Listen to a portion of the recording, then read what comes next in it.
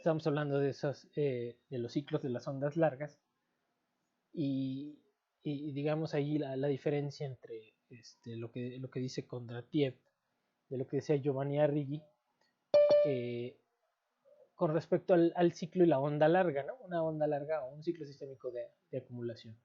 Un ciclo sistémico de acumulación lo habíamos visto ahí más o menos definido como una parte en donde hay digamos, hay primero un auge del capital productivo, después un auge del capital financiero y en cada auge hay una situación cíclica y esa unión de esos dos ciclos compone un ciclo sistémico de acumulación que bueno, decía ahí Kondratiev, sus ciclos eran de 50 años, Giovanni Arrighi dice que sus ciclos son de 100 años, ¿no?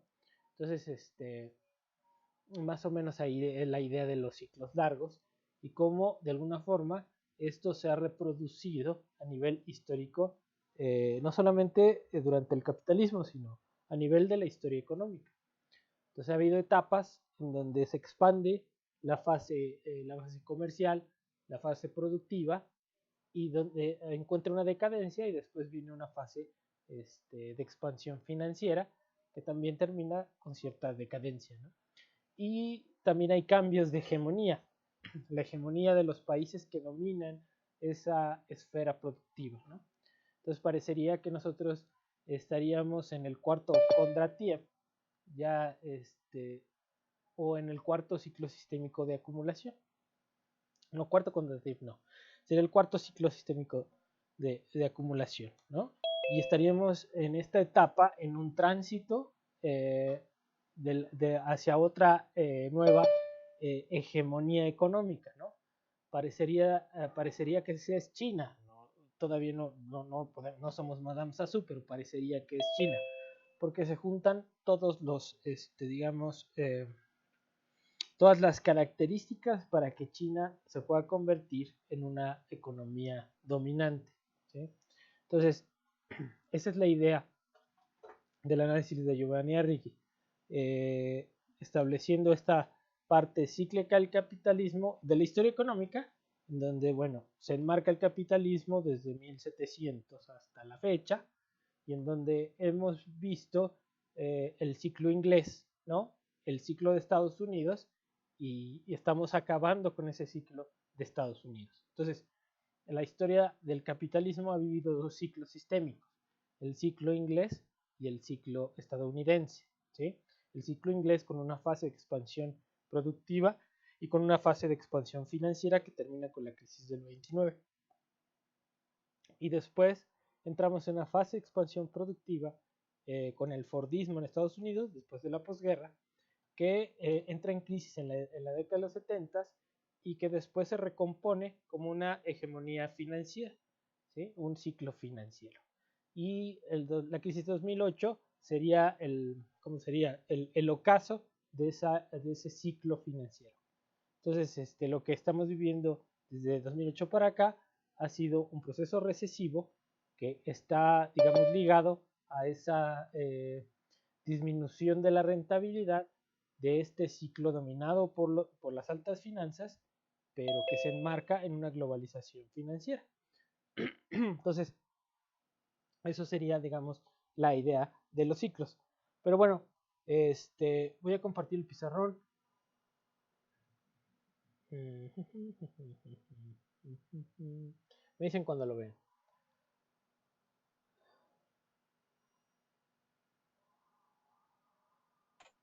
Ya, profe. Ok. Entonces, bueno, entonces muchos autores, bueno, no muchos autores, pero por ejemplo, los, los, a ver, aquí estoy con amarillo, no sirve, no se ve. Déjenme nada más abrir eso un poquito más. Entonces, por ejemplo, el propio Keynes,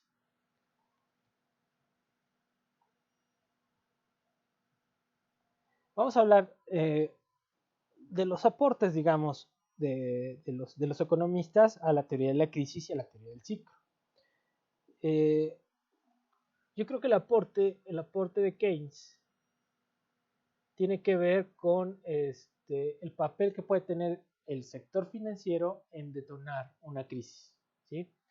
Entonces, porque en Keynes no existe como tal una teoría de la tasa de ganancia, ¿sí? Entonces, no hay teoría de la tasa de ganancia en Keynes, ¿sí? Lo que hay es, por ejemplo, una teoría de la especulación financiera, ¿sí? Y ahí habla de una teoría en donde, bueno, esa especulación financiera puede desencadenar un proceso de crisis, ¿no? Por un problema, obviamente, de expectativas, ¿sí? Entonces, eso sería, digamos, el aporte de Keynes en la teoría general. Minsky, Minsky,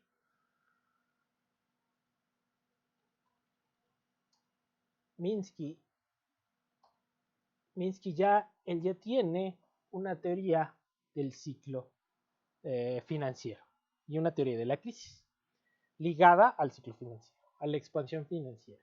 Entonces, aquí podríamos decir que Keynes es una teoría de la crisis financiera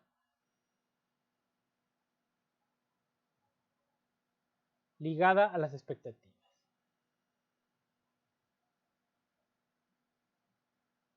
Y al descalce entre la inversión y el periodo de realización de los ingresos, ¿no?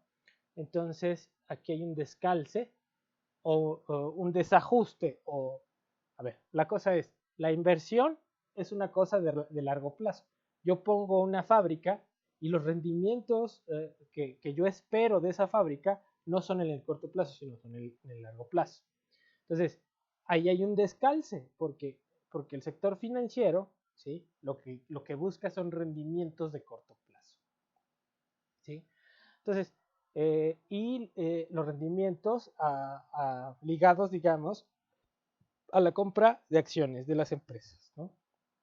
Entonces, en ese contexto, donde habla de ese, digamos, de cómo influyen las expectativas en la compra y venta de las acciones, ahí puede haber un problema derivado del sector financiero, ¿no?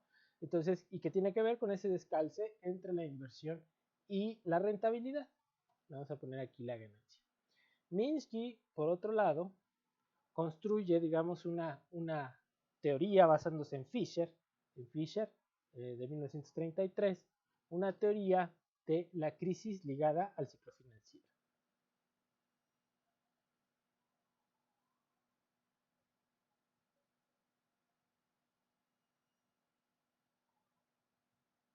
Entonces aquí al papel de los bancos como creadores de liquidez, siguiendo o buscando participar de la rentabilidad de las empresas. Entonces, en este ciclo, lo fundamental es que la inversión física genera expectativas.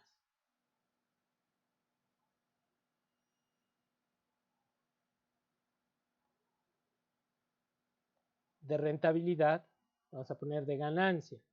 Y esas expectativas de ganancia hacen que los bancos quieran participar de esa ganancia dando crédito. Entonces, en un momento, la tasa de interés es baja y el crédito crece, ¿sí? Y en ese ciclo, los bancos, se supone, Minsky, que dan crédito a las empresas para realizar los proyectos de inversión. Y las empresas aceptan esos créditos y llega un momento, bueno, los bancos están confiados en que se van a generar esas expectativas de ganancia y de hecho en una parte del ciclo se cumplen esas expectativas. Y eso genera un mayor auge en la dotación de crédito, incluso en la innovación financiera que pueden hacer los bancos para generar más créditos. Entonces, eso, eso lo que produce es un auge del crédito, ¿sí? Que se va a empezar a desligar de la inversión. Entonces, puede llegar a crecer el crédito mucho más fuerte, ¿sí? Que los rendimientos de la inversión, ¿sí? que lo que crecen las ganancias. Y en un momento determinado eso se revierte. Y entonces, cuando ya las empresas están buscando financiarse para empezar a pagar las deudas que están arrastrando, los bancos tenderán a empezar a castigar a las empresas con una mayor tasa de interés. Y entonces, ya en un contexto con, digamos, con una caída de la ganancia, ahora, la cosa es, aquí no se explica por qué cae la ganancia. ¿Sí? Entonces, se supone que la inversión va creciendo, pero llega un momento en que la ganancia no crece a la par de las deudas que tiene el sistema económico. Entonces, se necesita ya endeudarse para refinanciar la propia deuda. Y si los bancos los bancos comerciales no están en disposición de dar más crédito, entonces subirá la tasa de interés. Y ahí es cuando vendría un problema de crisis. ¿Sí? Entonces, aquí el aumento de la tasa de interés por parte de los bancos privados es porque se deterioran sus expectativas sobre la ganancia de los proyectos de inversión. Y ese es un proceso cíclico, ¿no? Entonces lleva un momento de auge, la tasa de interés es baja, el crédito crece, se expande el crédito mucho y los rendimientos empiezan a ser menores que lo que se tiene que pagar por esa deuda. Ahora, no se explica aquí el por qué los rendimientos son menores. Entonces, tampoco en Minsky hay formalmente una teoría de la crisis. ¿Sí? Se entendería que es una crisis de demanda, ¿sí? Pero no es una explicación formal. ¿Sí? Por otro lado, está Kalecki.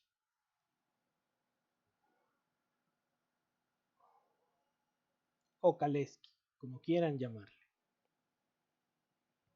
Y él dice que en los determinantes de la inversión,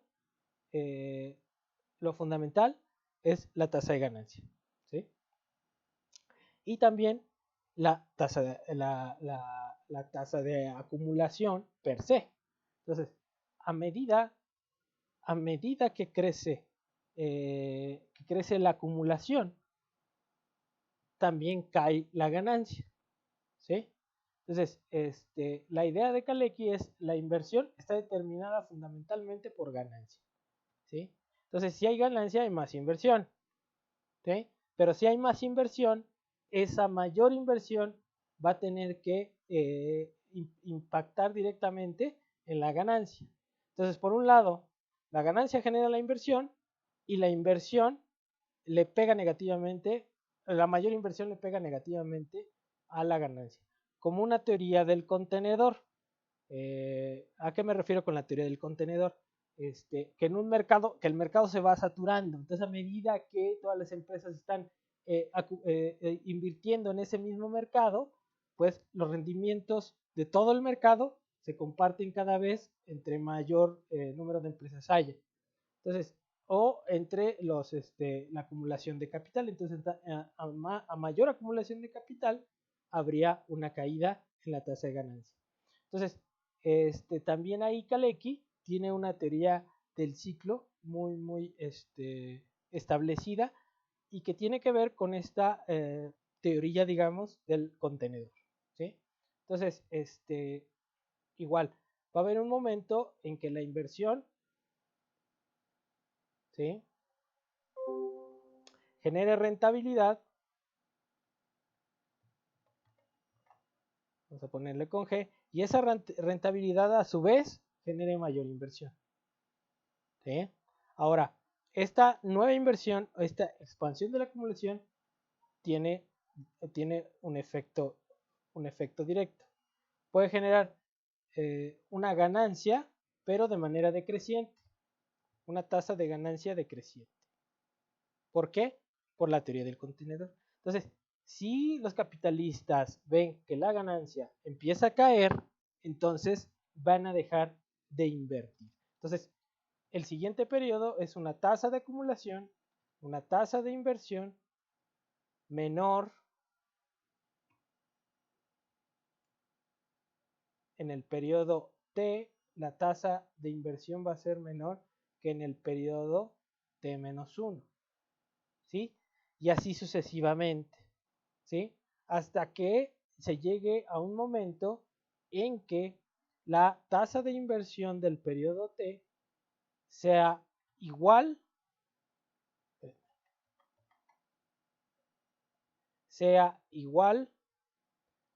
la del periodo T sea igual a la tasa de inversión del periodo T-1. Y ahí digamos que llegamos a la máxima. ¿Por qué? Porque se está asumiendo que ya las ganancias no están creciendo. Entonces, si la inversión del periodo pasado es igual a la de hoy, quiere decir que lo que espero es ganar lo mismo que lo de hoy. Pero ¿qué puede pasar? Y ya es la situación en donde viene la reversión del ciclo, en donde la inversión del periodo T o la tasa de acumulación del periodo T sea aquí me equivoqué, aquí estoy poniendo que este es menor, debe ser mayor. Que la inversión del periodo T sea menor que la inversión del periodo T-1.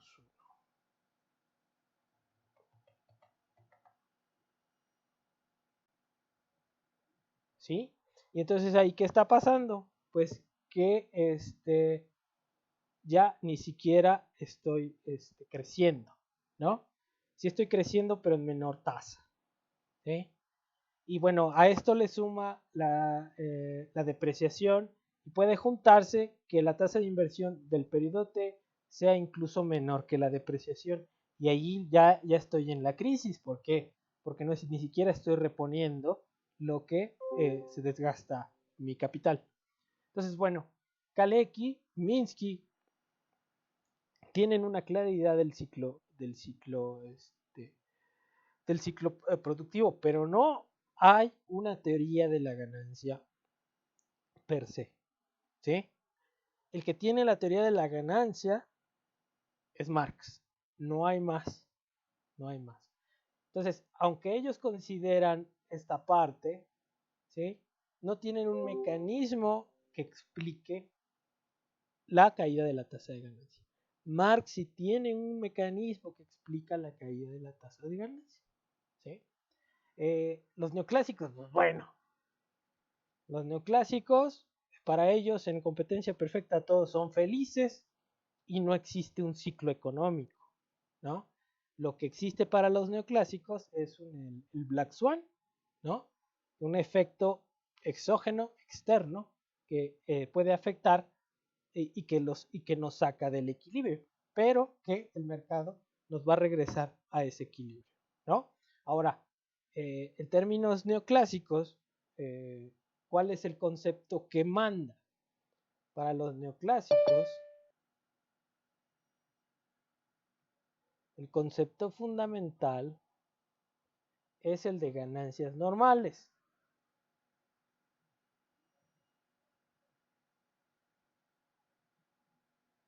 Y ese concepto de ganancias normales en equilibrio no cambia. Entonces, no hay una variación de la ganancia. ¿Por qué? Porque para ellos, en todo momento, todos los factores de la producción reciben sus pagos por su productividad, ¿sí? Entonces, no hay al trabajador se le paga un salario, al trabajo se le paga un salario real, por ejemplo, ¿sí?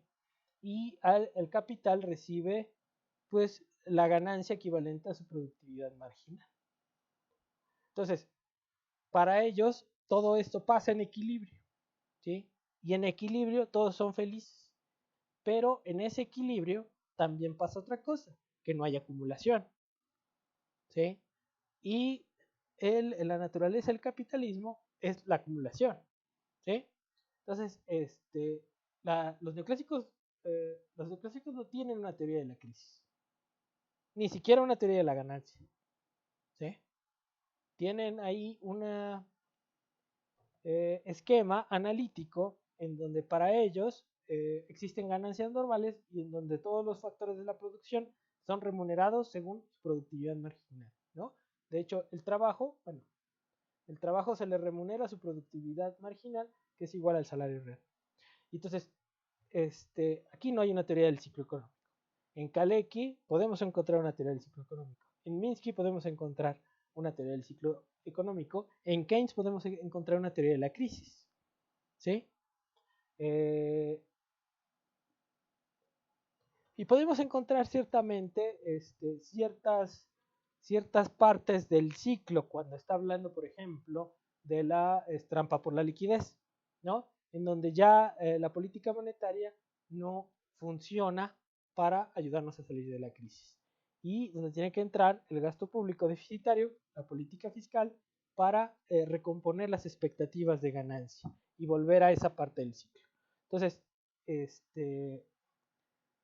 sí hay una teoría de la crisis, hay un esbozo del ciclo económico, que de hecho cuando habla ahí del auge y de la crisis, y que habla de qué pasa con los salarios reales en el auge y la crisis, pues ahí hay un esbozo del ciclo económico, pero no hay una teoría explícita que diga el por qué se caen las ganancias, ni en Keynes, ni en Minsky, ni en Kalecki.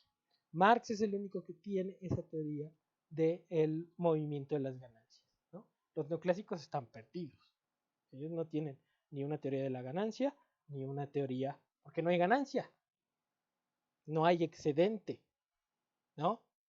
Hay un pago proporcional en términos de productividades, pero no hay ganancia, no hay excedente. ¿Sí? Y por ejemplo, en la teoría de competencia perfecta, lo único que ellos dicen es que del paso de una estructura de monopolio a una estructura competitiva, hay una caída en el excedente, pero ¿por qué? En el excedente de las empresas, pero porque hay una mejora en el excedente del consumidor. Entonces, más o menos eso es lo que hay, y al final la competencia perfecta es el modelo, digamos, de referencia en donde todos son felices. Las empresas obtienen su beneficio, maximizan su beneficio y los consumidores maximizan su utilidad. Es un modelo del mundo feliz, ¿no? Entonces, pero no hay crisis y nos explica ese concepto de ganancias normales a qué se refiere, ¿sí? Y no hay excedente.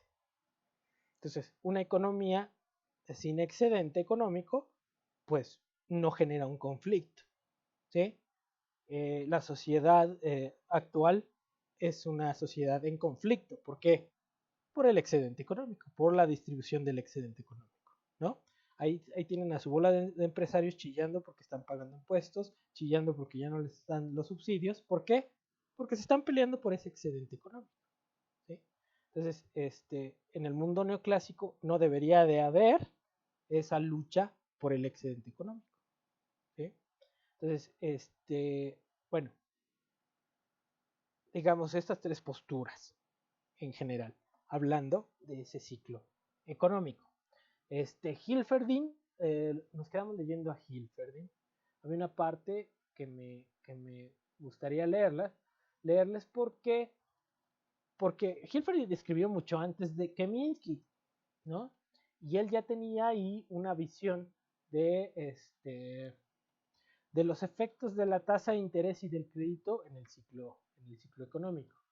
Entonces, Minsky retomó muchas cosas de Fisher y bueno, se le reconoce por su aporte en términos del deterioro de las estructuras productivas, ¿no? El paso de una empresa cubierta a una especulativa y a una Ponzi, digamos, ¿no?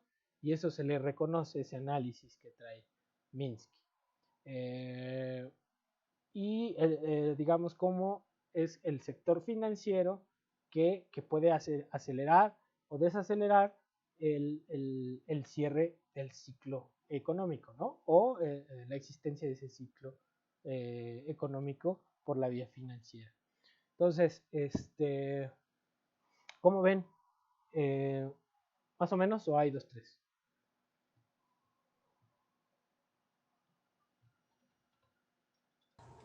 Profesor, ¿Sí? bueno, ¿quién fue el que dijo que se puede acelerar el cierre del ciclo? Bueno, ¿Fisher? no, ¿O no, Minsky, ¿no? O sea, el sector bancario puede acelerar digamos, el rompimiento de la burbuja del ciclo económico. Pero eso depende de quién, de las expectativas de los bancos, de que sepan o no, que ellos esperen, que tengan buenas expectativas hacia acerca de las ganancias. Si no tienen buenas expectativas, lo que dice Minsky es que van a empezar a subir la tasa de interés. Y eso te desencadena el ciclo, ¿no? Irving Fisher en 1933 publica un artículo muy bueno que se llama Debt Deflation Theory, y ahí lo que él expone es que se arrepiente de lo que había dicho antes.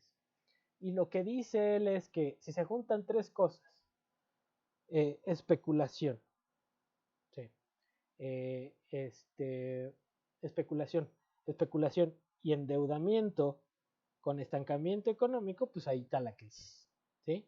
Entonces, eso es lo que pasó en la crisis del 29. Entonces, en este paper del Debt Deflation Theory, él está en contra, o sea, él cambia de opinión porque él venía diciendo antes de la crisis del 29 que no iba a pasar nada, que la burbuja financiera no existía y que el crecimiento de la bolsa de Nueva York iba a seguir indefinidamente porque eso estaba validado por los descubrimientos tecnológicos y rentabilidad y lo que quiera. ¿Y qué pasó? Pues lo que pasó es que él apostó a que iba a crecer la bolsa de valores e incluso hasta empeñó hasta propiedades de su hermana, y cuando llega la crisis pierde todo, ¿sí? Hasta los chones de la hermana, ¿sí? Entonces, en 1933, él escribe este artículo que se llama The Deflation Theory, en donde él dice, ¿saben qué? Me equivoqué.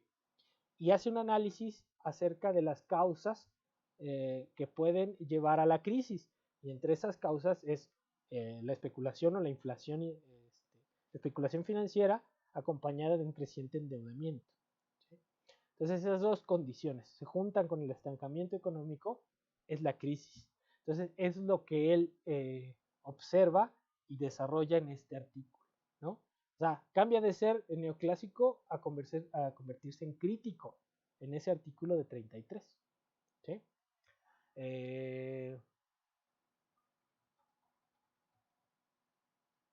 ¿Cómo ven?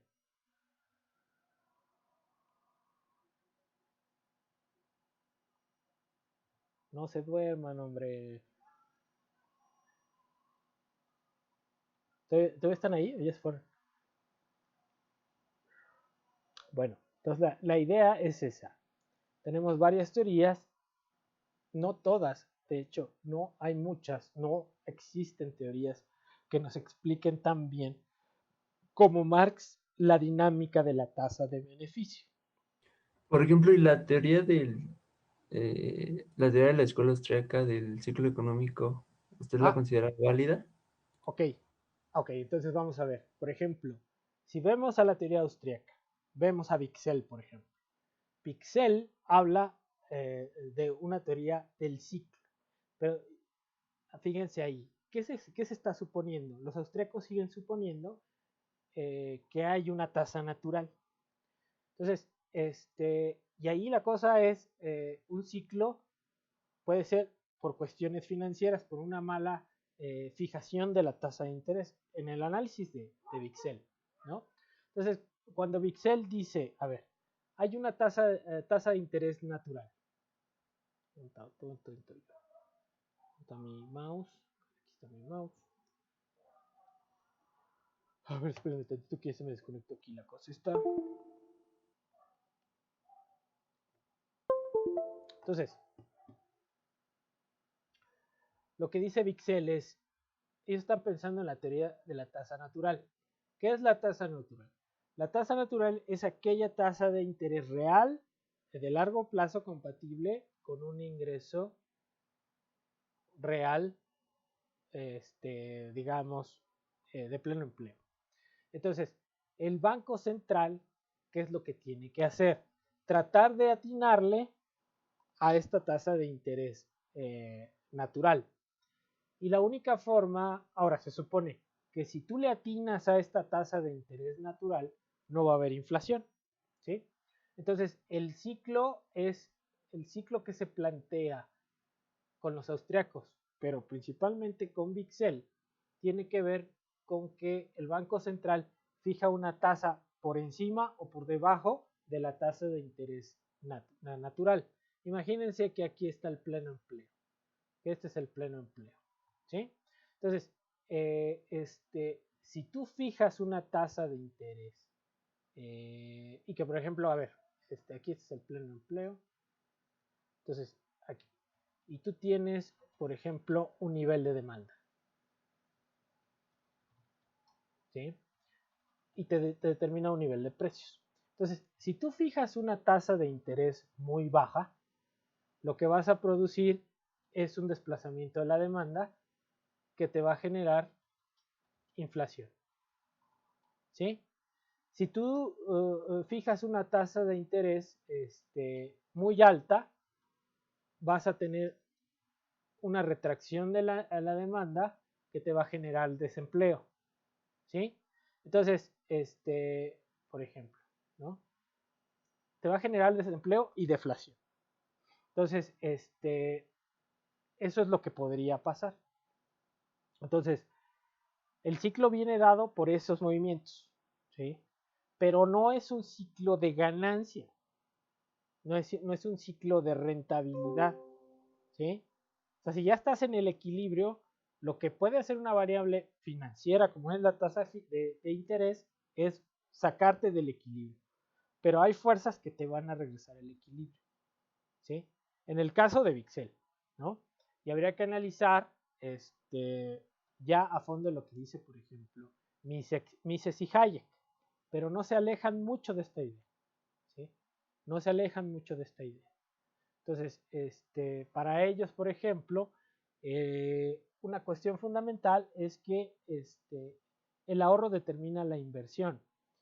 Y en ese sentido, la rentabilidad de largo plazo se determina por esa tasa de interés natural de largo plazo, que te permite saber cuánto es lo que dejas de consumir para liberarlo en el ahorro, que ese ahorro se transformará en la inversión nueva, ¿sí?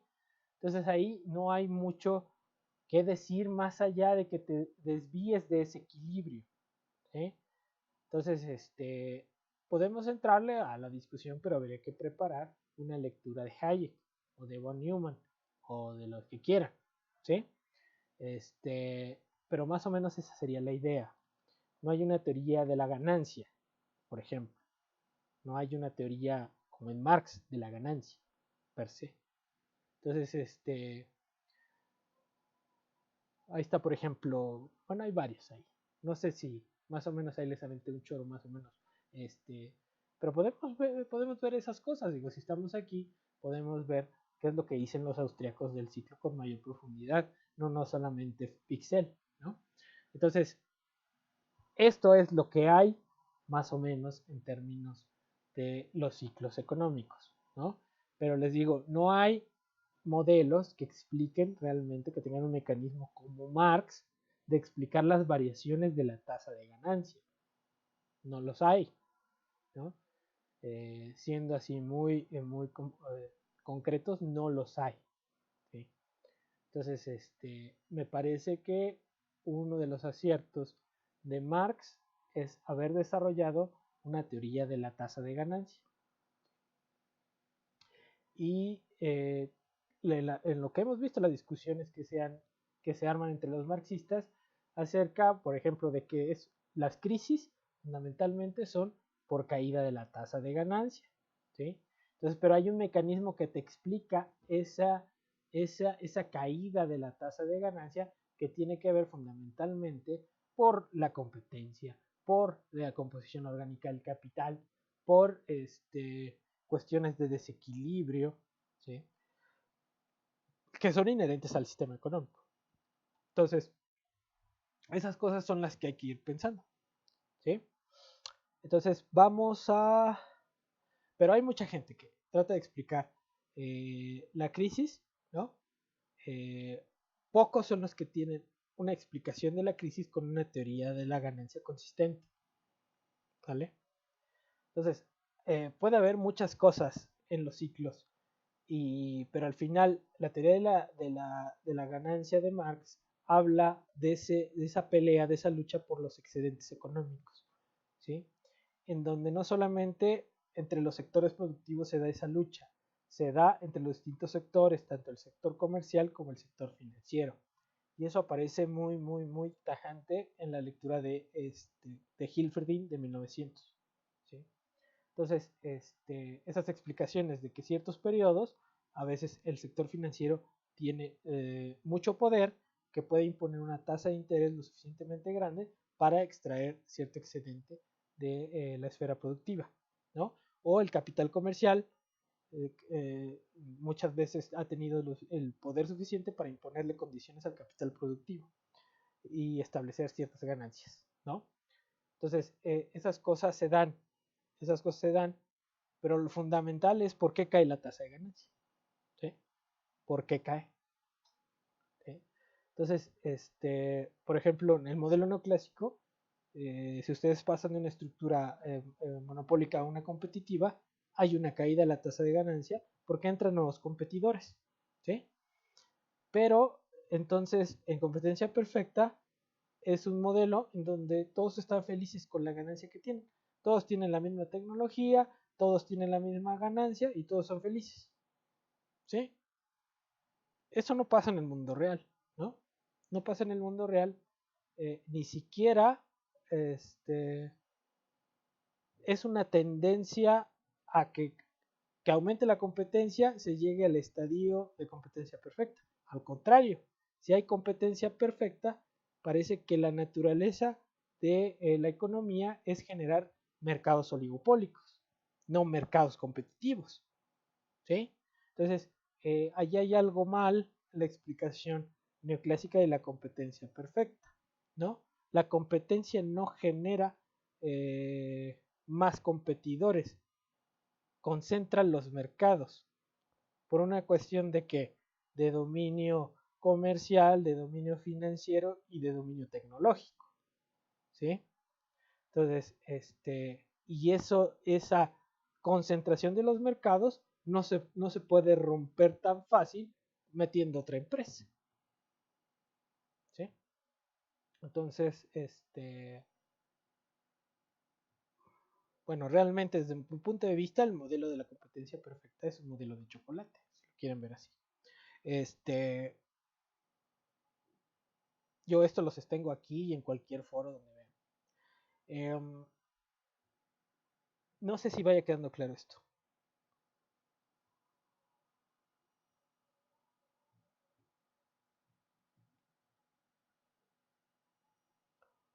¿Ya se fueron los cumples?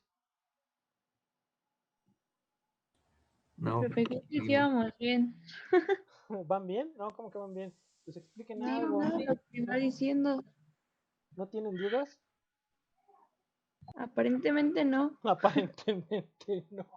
Esa es buena. Déjenme ver aquí la lectura de Hilferin que quería que revisáramos.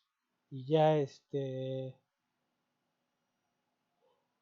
los dejo en paz por hoy. Déjenme ver. Para que ya esperen sus reyes con gusto. ¿Dónde está? ¿Dónde está? A ver. Ecopol. ¿A dónde está Ecopol? Aquí está. Hilferdin.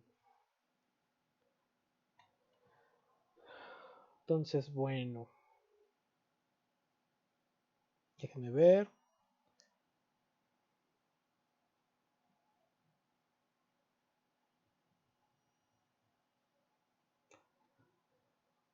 Déjenme. Ahorita les comparto el texto. Quería que viéramos.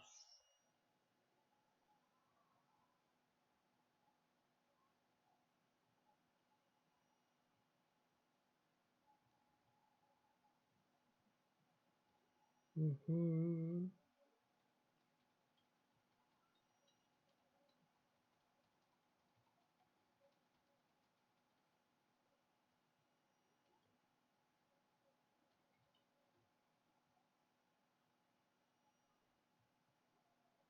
Capital monetario y productivo durante la depresión.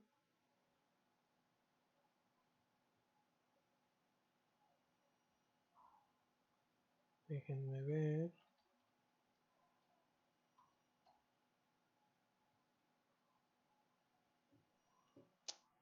Aquí debe de estar, nada más que no lo encuentro.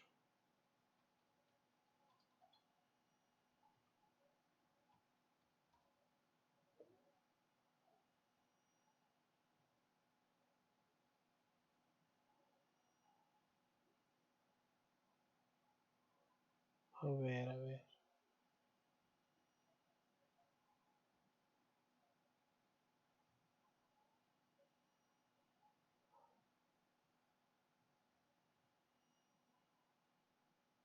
Ok.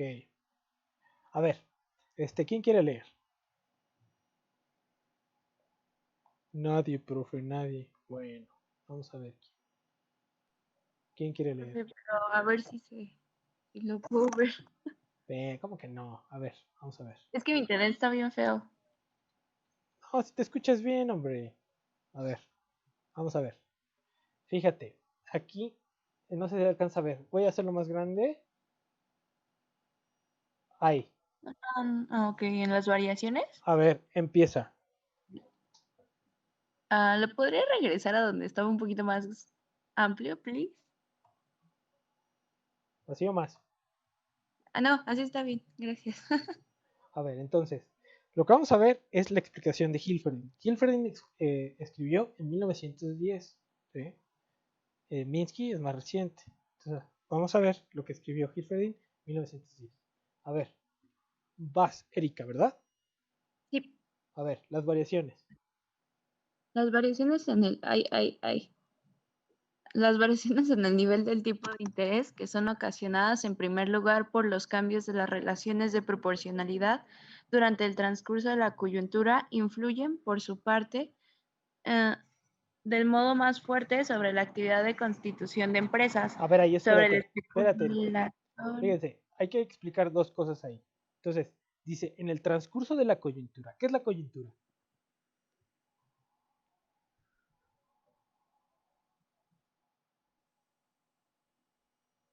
¿Podría Chama. ser refiriéndose al ciclo? No, sí, pero ¿qué es la coyuntura?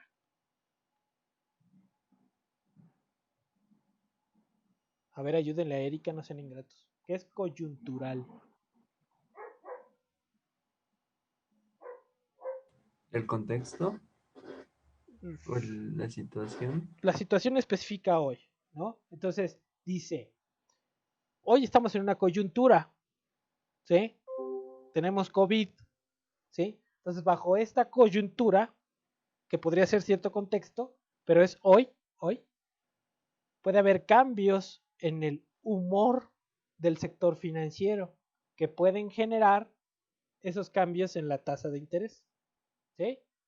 Y lo que influye, ahí como dice, por su parte, del modo más fuerte sobre la actividad de constitución de las empresas, ¿sí? Sobre la especulación de las mercancías y de valores, y con ello sobre los negocios bursátiles. ¿Qué pasó hoy? ¿Cuál fue la noticia de hoy en la mañana en términos de activos financieros o monedas? Lo del Bitcoin, ¿no? Que cayó el precio. ¿Cuánto se cayó? Lo del bono que va a sacar en dólares México. Bueno, de 30 años, ¿no? Es un bono de 30 años, pero lo que afectó hoy el cambio de las expectativas fue fundamentalmente la caída del Bitcoin. El Bitcoin cayó 14%, ¿sí? Es un activo especulativo, no es moneda. El que diga de qué es moneda, pues ahí tendrá que demostrarlo. Es un activo especulativo, ¿sí? Cayó ¿por qué? Por el ánimo de los especuladores. ¿Qué cosa aumentó, por ejemplo, en esta semanita, en este fin de semana? El precio del oro, por ejemplo. ¿Sí? Entonces, fíjense cómo va analizando aquí Helfer, ¿no? Ese cambio de la tasa de interés puede obedecer a esos cambios en la coyuntura. Imagínense, por ejemplo, que y ahorita sigue Erika, nada más que estoy tratando de explicar esto. Imagínense que empezara a salir capital porque los inversionistas creen que Andrés Manuel es el socialista que están esperando, que es un represor, y empiezan a llevarse sus capitales. ¿Cuál sería el efecto de ese cambio en las expectativas por la coyuntura?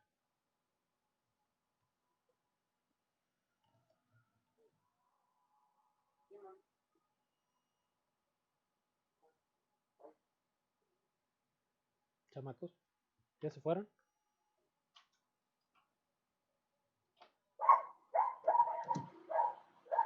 Mejor los perritos contestan, ustedes no contestan. A ver, si se empieza a ir el capital, pues el Banco Central podría decidir aumentar la tasa de interés, ¿no? Entonces, todo eso en la coyuntura va a afectar, ¿no? Ese movimiento de la tasa de interés, la constitución de empresas, la especulación de mercancías y valores. Entonces, todo lo que sucede afecta el todo, ¿no? Y pueden en determinados momentos afectar la tasa de interés que va a determinar una parte del ciclo, ¿no? O sea, con una tasa de interés muy alta, lo que se está haciendo es reprimir la economía, ¿no? Con una tasa de interés baja sería fomentar la actividad económica. Entonces, bueno, y ahí hay varios efectos, ¿no? Cuando la tasa de interés es muy alta, los que ganan son los que son los financieros. Cuando la tasa de interés es muy baja, los que pierden son los financieros y los que en teoría tendrían que ganar serían aquellos agentes que están endeudados, ¿no? Pero bueno, eso es la cosa. A ver, Erika, vas al principio de la prosperidad. Al principio de la prosperidad, el tipo de interés es bajo y ello, en igualdad de condiciones, motiva una cotización elevada del capital ficticio. A ver, En entonces ahí, aquella parte... espérate. Entonces, ¿a qué se está refiriendo Hilferding con capital ficticio? ¿A qué creen?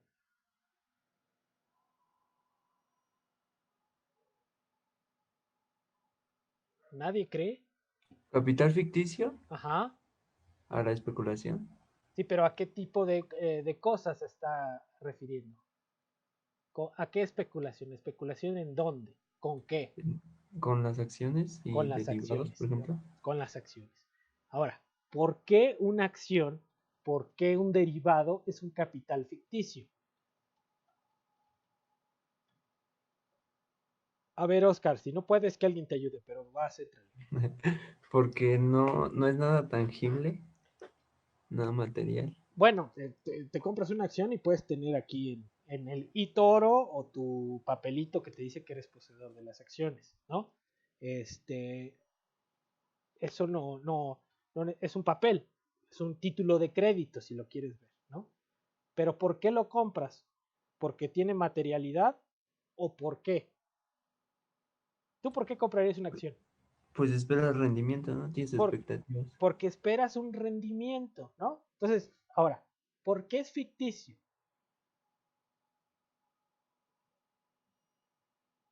Porque no existe, o sea, no lo tienes como tal.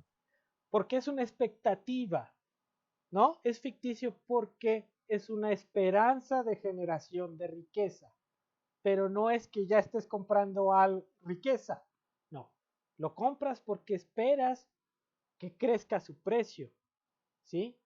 Porque hay una expectativa de que esa empresa va a generar ganancias, pero no es que valga ahora eso, sino que es ficticio, es una promesa, ¿sí? Es una promesa. Las deudas también son una promesa de pago. Todo es una promesa. Es ficticio, no es un valor. Aparte, esas, por ejemplo, prof, disculpe que interrumpa. Esas, por ejemplo, no generan como tal inversión real. O sea, son ficticias porque solamente se juega con el dinero por la especulación. Entonces no hay una inversión real, no hay generación de empleos, no hay nada. O sea, simplemente es jugar a la lotería y ver quién gana más dinero con eso. Tienes razón en parte, porque cuando tú compras una acción hay que diferenciar ahí dos cosas, mercado primario y mercado secundario. ¿Qué es el mercado primario? A ver. Claro.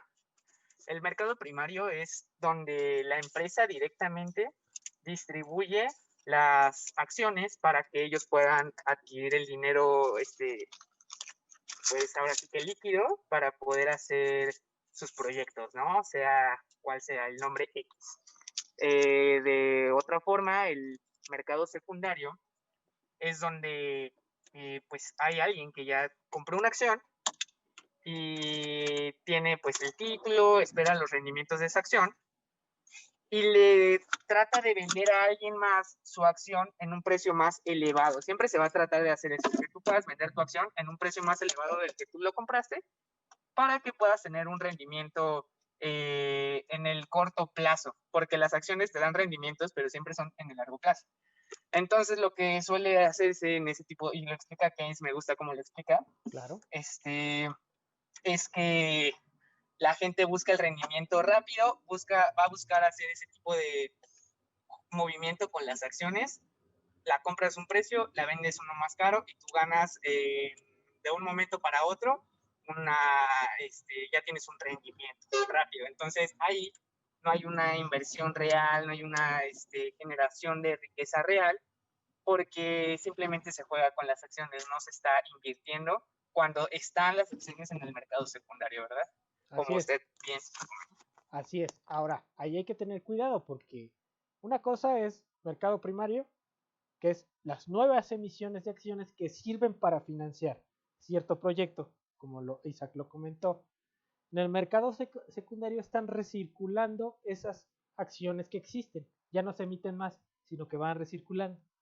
Y en ese mercado secundario es fundamental porque ahí se establece el valor de las empresas. Entonces, es real y no real.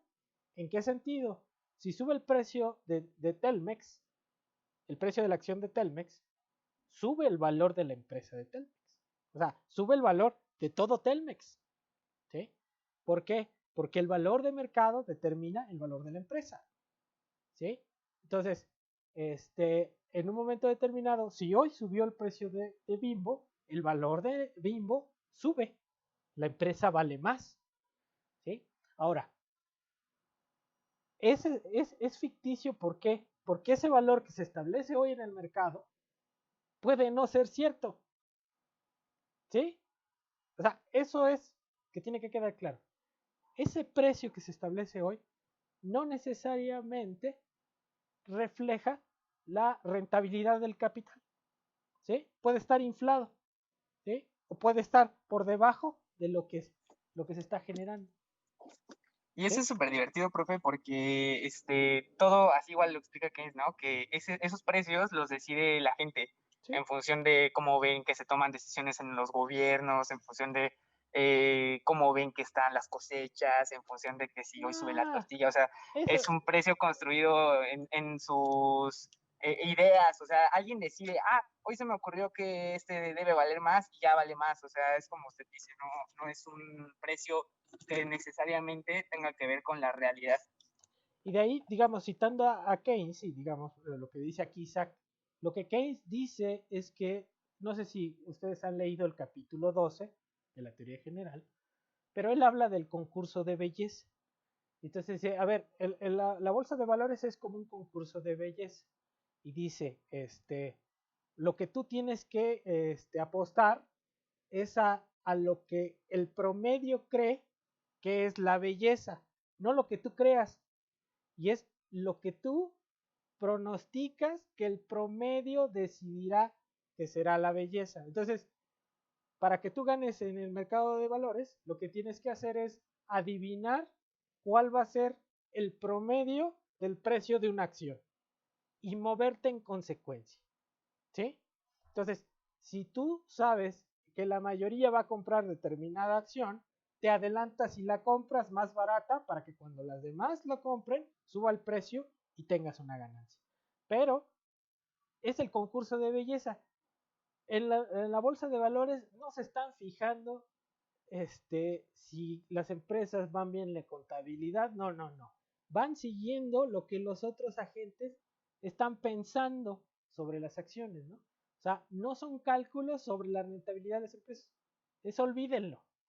Cuando ustedes vayan al piso de remates de la bolsa de valores, no van a ver ahí, hay cuates que están analizando las hojas contables. No, no, no, no. Están analizando los movimientos macroeconómicos. Ah, que subió la tasa, y están vendiendo y comprando, vendiendo y comprando, vendiendo y comprando. ¿Sí? Entonces, no es una racionalidad atada a las expectativas reales de las empresas.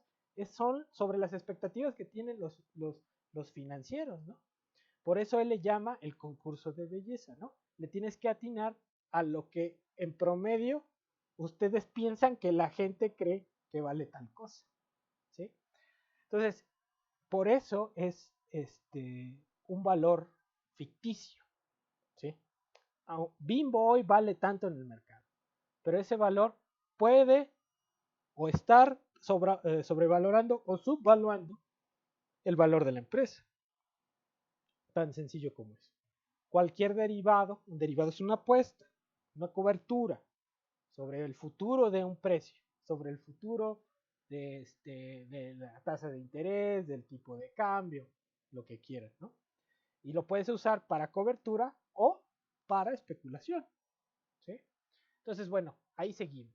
Entonces, ya vamos a entrarle. Entonces, eso es ficticio porque no es real. Es una expectativa que puede o no cumplirse, ¿no? Entonces, después sigue Erika, dice, en aquella parte del capital ficticio.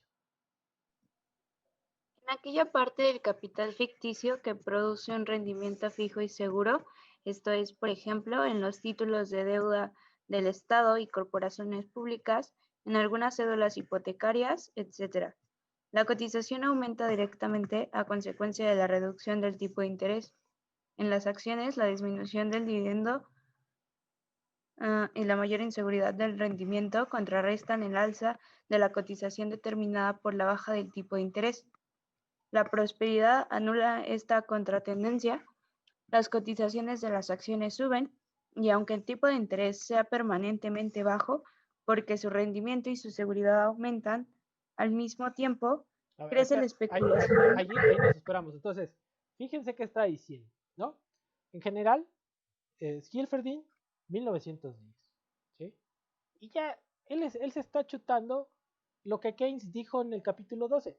No estoy diciendo que lo de que Keynes esté mal, pero él ya lo está diciendo acá, ¿sí? Entonces, en el auge, la tasa de interés puede ser baja, pero lo que importa para que el precio de las acciones suba es que se tengan buenas expectativas sobre la rentabilidad de las acciones. Y ahí habla de un capital ficticio que puede ser más seguro, que son quienes, pues los bonos públicos, ¿no? Entonces, no hay incertidumbre de que el Estado no te vaya a pagar, te paga tarde, pero siempre te paga. Existe incertidumbre sobre las acciones, ¿no?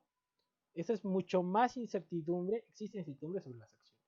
Entonces, aquí lo que va a empezar a explicar es qué pasa en la prosperidad, cómo se da ese auge, ¿no? La prosperidad, pues todos tienes expectativas positivas sobre la rentabilidad de las empresas y eso los va a llevar a demandar muchas acciones. Entonces, sigue, Erika, por favor. Ya no te interrumpo, me quedo callado y ya me voy. Ok. Al mismo tiempo crece la especulación que anhela descontar para sí las cotizaciones crecientes. Así aumenta la demanda de acciones y la cotización vuelve a subir. La expansión de la producción significa también una mayor actividad de fundación. Se fundan nuevas sociedades por acciones y las existentes incrementan su capital. La actividad emisora de los bancos se anima. Ahí espérate. Entonces ahí espérate. Fíjate. Entonces ya tenemos ahí. En el auge, todos tienen buenas expectativas. Entonces todos quieren comprar acciones. ¿Por qué? Porque dicen, todo nos está yendo bien, las empresas están ganando, yo quiero participar de esa ganancia. ¿Cómo? Comprando empresas. Y yo que estoy esperando el dividendo, no, a mí no me importan los dividendos, lo que me importa es que el precio de las acciones suba, ¿sí? ¿Por qué? Yo compro barato y voy a vender caro, ¿sí? No me importa tanto el dividendo, entiendan, para una persona que está especulando no le importan los dividendos, lo que importa son las expectativas que eso genera y cómo vayan evolucionando los precios. Ahora, en esa primera parte, cuando hay prosperidad, Revender más caro, ¿no? sí, para venderlo más caro, ¿no? Dice, la actividad emisora de los bancos se anima. Entonces, fíjense qué es lo que está diciendo. Lo mismo que dice Minsky, ¿sí? Lo mismo que dice Minsky. ¿Qué van a hacer los bancos? Están viendo que hay un auge y ellos van a dar más crédito para participar de esa ganancia. Entonces sigue la Erika. Ahora sí ya me callo, a ver si me puedo callar.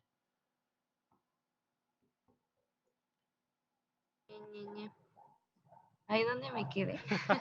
A ver, voy a bajar tantito para que vayamos. Ahí te digo dónde. Aquí donde dice Ok. el elevado curso. Ok. El elevado curso de las acciones y el tipo bajo de interés ocasionan grandes ganancias de emisión. La bolsa se hace rápidamente con las nuevas acciones y la vende fácilmente al público, es decir, a los capitalistas que disponen de capital de préstamo. Es el periodo en que se movió.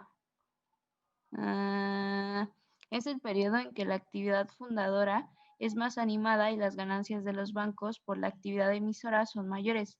El líquido monetario favorece la especulación que dependen sus operaciones de la utilización del crédito. Ahí, espérate. Como Espérate ahí. Entonces, fíjate, ¿qué es lo que está diciendo? Empiezan los bancos a dar crédito a una tasa de interés baja porque quieren participar de las ganancias del capital. Y dice, es el periodo en que la actividad fundadora es más animada. ¿Qué es la fundación?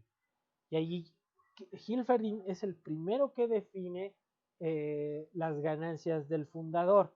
Las ganancias del fundador, ¿quiénes son los fundadores? Los bancos de inversión. Entonces, por ejemplo, si yo tengo una empresa y quiero emitir acciones, yo voy con un banco de inversión. Y el banco de inversión lo que va a hacer es fraccionar la propiedad de mi empresa y convertirla en miles de pedacitos, ¿sí? Y ahí, ¿quién gana? Los bancos de inversión. ¿Por qué?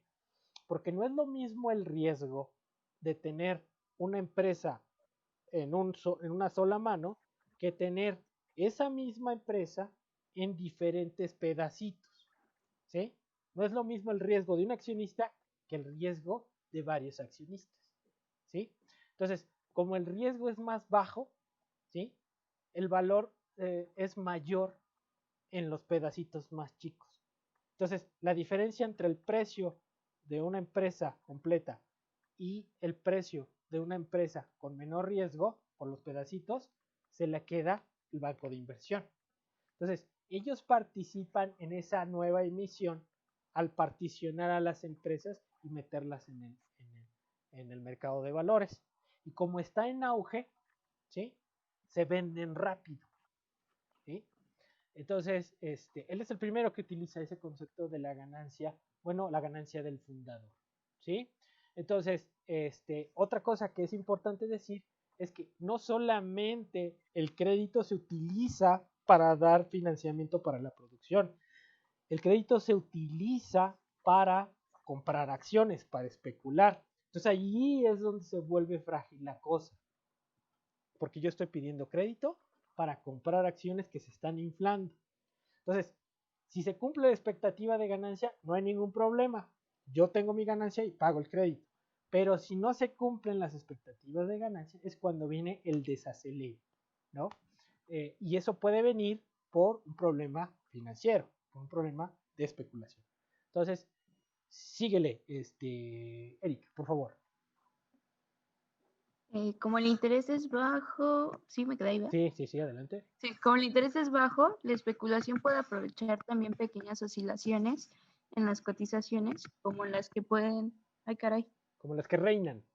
con las que reinan en el primer periodo de la prosperidad. La actividad bursátil es animada, las transacciones son importantes dadas las oscilaciones relativamente pequeñas, pero que finalmente se suman todas en un incremento del nivel de la cotización. Este nivel ha aumentado, por otro lado, el cual resulta del aumento de la masa, de los efectos y del alza de los cambios y el incremento de las transacciones.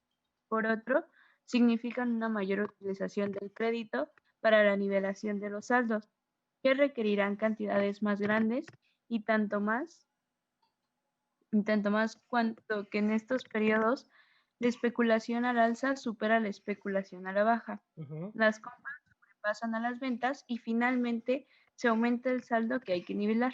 ujú. A la demanda. A ver, entonces ahí vamos a explicar dos cositas. Fíjense aquí. Entonces, en la prosperidad, ¿qué estoy haciendo? Estoy generando más crédito. Entonces, ¿el crédito para qué lo uso? Pues para comprar. Entonces, eso lleva a una situación en que me empiezan a autocumplir las expectativas, siempre y cuando una parte mayor de ese crédito, ¿no? Se vaya así al consumo y otra parte se va a ir a saldar las deudas que voy dejando, ¿sí? Pero el hecho de que yo genere crédito y genere demanda me va a generar producción, ingreso y ganancia, ¿sí? Pero en ese ciclo también empieza a crecer el endeudamiento y los montos que yo utilizo de crédito para saldar ese espacio entre la ganancia y el funcionamiento del sistema, ¿sí? Por ejemplo, yo ahorita, o todos, por ejemplo, la cuesta de enero, ¿qué hacemos? Pedir crédito. Pedir crédito para seguir funcionando, esperando que nos paguen al final del mes y con ese pago podamos pagar o saldar ese crédito, ¿no? Imagínense que eso se hace de manera potencial, que empieza a crecer con base en el crédito y que necesito generar ingreso, pero el ingreso se genera hasta el final. Entonces, en el Inter tengo que pedir más crédito para poder seguir funcionando, ¿no? Entonces, eso es lo que más o menos ahí está la cosa. Entonces, como crecen las ventas, pues se van validando más o menos ahí las expectativas, ¿no? Porque no solamente los inversionistas están comprando títulos, sino que las empresas, como ven que se están generando las ganancias porque aumentan las ventas, van a seguir pidiendo crédito para invertir más, ¿sí? Entonces, esa es la etapa, digamos, del auge, ¿sí? Dice aquí, me voy a cambiar de página, dice a la demanda aumentada, para que siga leyendo Erika. Entonces dice, ahí está, entonces a la demanda aumentada de crédito que la bolsa ejerce, no se opone aquí ninguna oferta aumentada. Dice, algo distinto de lo que sucede con los capitalistas productivos. Dice, cuya demanda creciente se satisface en un principio con una expansión del crédito en circulación. Por consiguiente, la demanda aumentada actúa directamente provocando una alza del tipo de interés y fortalece las tendencias del aumento de interés procedentes de los procesos de producción. Entonces, fíjense qué pasa. Este periodo de auge genera una demanda de crédito acrecentada que puede no ser compensada con una oferta de crédito igual. ¿A qué me refiero? Que los bancos no estén dispuestos a prestar, ¿sí? Entonces, si uno necesita financiamiento para seguir funcionando, voy a ir con el banco y a lo mejor el banco me va a decir, sí te presto, pero te presto una tasa de interés más alta. Y es ahí cuando lo que está pasando es que las expectativas sobre la rentabilidad que tienen los bancos está cambiando. Entonces, por eso a mí me penalizan con una mayor tasa de interés, ¿sí? Si obtengo el crédito no hay problema, ¿sí? Pero el proceso va a llevar aparejado ese incremento en la tasa de interés. ¿Sí queda claro o no? Porque cambian esas expectativas ya cuando llega un momento en eh, que cambia el auge, pues, ¿sí?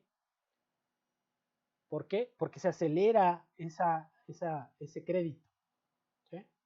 Y los bancos ya no creen que los agentes tengan el dinero para pagar ese creciente endeudamiento, ¿sí? Entonces, vamos a ver, fíjense. A ver, Erika, no te vayas, ya vamos a acabar. Similares, dice. Similares son los procesos en el ámbito de la especulación sobre mercancías, También procura descontar para sí los precios crecientes y fortalecer la tendencia al alza. De un lado, se adquieren los otros mercados mercancías cuyo precio se ha elevado en otro mercado y se consigue así un aumento de la oferta. Como un importador no sabe nada del otro, existe la posibilidad de que la oferta supere al fin la demanda y tenga lugar un comercio excesivo. Por otro lado, la especulación intenta mantener y, si es posible, aumentar el alza de precios en el mercado de ganancias, De así mercancías. como De mercancías. mercancías, así como el de efectos. Las mercancías se retienen fuera del mercado el mayor tiempo posible con el fin de hacer subir los precios. Es el tiempo en que se forman rings y corners que procuran elevar los precios con la creación artificial de una escasez de mercancías. Para poder retenerlas es preciso otra vez la utilización de crédito, lo cual vuelve a tener como consecuencia un aumento del tipo de interés. Entonces ahí espérate, fíjate. Entonces ahí lo que tenemos es, por una parte tenemos el crecimiento de los precios del mercado bursátil, que se sostiene con crédito. Y por el otro puede venir un proceso de especulación de mercancías. ¿Sí? ¿Y qué hacen en general? Pues acaparar, ahí están hablando del siglo XIX, ¿no? Puede haber acaparadores que vean los insumos que se están demandando mucho y los empiecen a acaparar para artificialmente decir, escasearlos y hacer que los precios suban, para que ellos obtengan una ganancia por la especulación. Pero si imagínense que yo soy un acaparador y apuesto a que va a crecer el precio del petróleo, imagínense. Entonces ahorita que está en 40 dólares el barril, me compro, no sé, no sé, 10,000 barriles. Y arriesgo todo mi capital. Entonces, si ya arriesgué todo mi capital porque estoy esperando que se va a demandar y que va a subir el precio, ¿con qué voy a vivir en el Inter? Entonces, lo que dice ahí, los especuladores también van a depender del crédito, porque ya arriesgaron su capital y de qué van a vivir, pues de pedir prestado, ¿no? Ahora la cosa aquí es, están apostando porque crezca la demanda de este insumo o bien que quieren vender. Pero ¿qué pasa si no crece? Te quedas con el petróleo, ¿qué haces? ¿No? Entonces, y el que pierde, pues es todo el sistema, porque imagínense que en lugar de subir la demanda caiga, entonces voy a vender el petróleo más barato, lo que yo tenía, y no voy a alcanzar ni pagar el crédito que debo. Entonces ahí se empieza a hacer la cadenita. ¿Por qué? Porque se está especulando, ¿sí? Tanto en el mercado financiero como en el mercado de mercancías, ¿sí? Entonces, a ver, Erika, nos sobran 5 minutos. Dale, entre tanto. Ok, entre tanto, se ha generalizado la prosperidad industrial y se ha transformado en alta coyuntura. Los precios y beneficios son más elevados que nunca. Las cotizaciones de las acciones han aumentado a consecuencia del rendimiento creciente. Se ha extendido. ¡Ah! Ya lo perdí. Continuamente, la especulación. Es que se me movió la página. La coyuntura ha aumentado a consecuencia. Se ha extendido continuamente. Ahí me quedé. Ajá, ajá.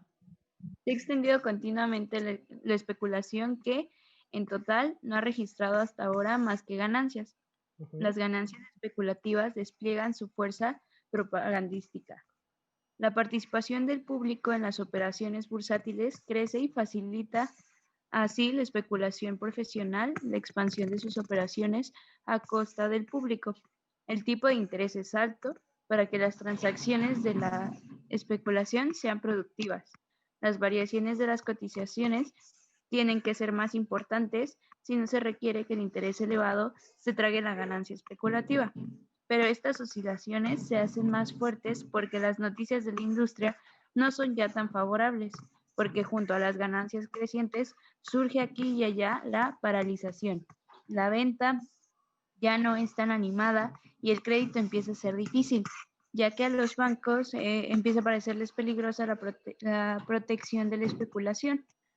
Cuanto más que con la mayor participación del público aumenta, el número de los que ejercen su especulación sin medios propios o muy por encima de sus propias posibilidades. Procesos análogos suceden también en el mercado de mercancías. Entonces, fíjense, ya estamos hablando de un proceso ya de quiebre. Entonces, ya en el párrafo que sigue dice, el tipo creciente de interés tiene la tendencia a bajar las cotizaciones. ¿Por qué? Porque ya está hablando, ya los bancos te están prestando pero con una tasa de interés más alta. Entonces, las ganancias tienen que ser muy altas para poder garantizarte ganancia y poder pagarle a los bancos. Entonces, en ese esquema, ya con ganancias tan altas, algunos van a ganar y algunos van a cerrar, ¿sí? Pero entonces ya la confianza empieza a disminuir sobre el estado de prosperidad y empieza la vuelta. ¿Por qué? Dicen, los que están invirtiendo van a sentirse inseguros de seguir invirtiendo. ¿Por qué? Porque la tasa de interés es ya más alta. Entonces, ¿qué va a pasar? Un proceso al revés, ¿sí? Y ya el costo es muy alto, la tasa de interés ya es muy alta, ¿no? Y la rentabilidad que necesitas ganar es muy alta. Entonces, la tasa de inversión se empieza a caer. Si se empieza a caer la tasa de inversión, la demanda en general se empieza a desacelerar y va el ciclo opuesto, ¿no? Entonces, fíjense aquí.